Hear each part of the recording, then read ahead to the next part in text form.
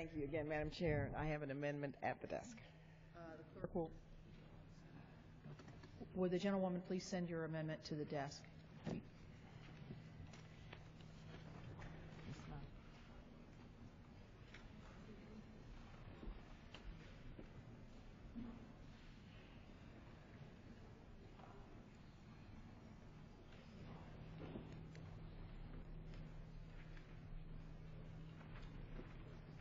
The clerk will report the amendment. Amendment offered by Ms. Lee of California. At the end of the bill, before the short title, insert the following section.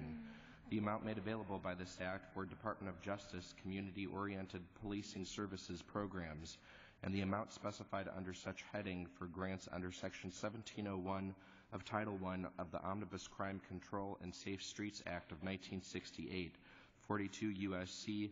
3796 DD, for the hiring and rehiring of additional career law enforcement officers under Part Q of such title is hereby increased by, and the aggregate total of other amounts made available by this act that are not required to be made available by a provision of law are hereby reduced by $177,087,000. The gentlewoman from California is recognized. Does the gentleman from Virginia seek recognition? Madam Chair, I reserve a point of order on the gentlelady's amendment. The point of order is reserved. Gentlelady from California is recognized for 5 minutes. I intend to withdraw this amendment at the end of my presentation. The gentlewoman is recognized for 5 minutes. Thank you. I want to first thank Ranking Member Fattah for his tremendous leadership on this subcommittee and talk about what this amendment would have done, which of course would have increased funding for the community-oriented policing services, better known as COPS, to the funding level in the President's fiscal year 13 budget, which is $257 million. But I want to thank Congressman Fattah for his leadership, because we have talked, and hopefully as this bill moves forward, we can look at what we can do in conference to get closer to this level. Unfortunately, the COPS hiring program was funded at only $40 million in the FY13 appropriations bill, which is $217 million, 76% actually below the President's request.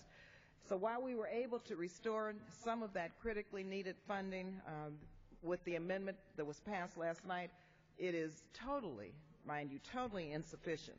It's insufficient because of the fact that the highly successful COPS hiring program is vital to increasing the number of community police officers on our streets. Not only will we have fewer officers protecting our citizens now, but these cuts will result in officers with less training who are less prepared to address the violent crimes threatening our community. And we simply can't afford to let that happen. We cannot afford to let that happen. Oakland, my hometown, like so many communities across this country, they're already struggling to contain violent crime. And COPS has really been a lifeline for public safety. It has worked. As a member of the Appropriations Committee, I know that we are facing a challenging fiscal situation with the current allocations under the Republican budget.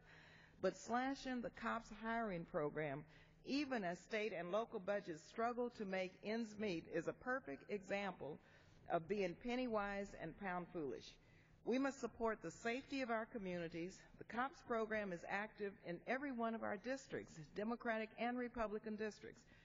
And so, Madam Chair, let me end by saying that supporting our law enforcement should not be a partisan issue. Our cops deserve better.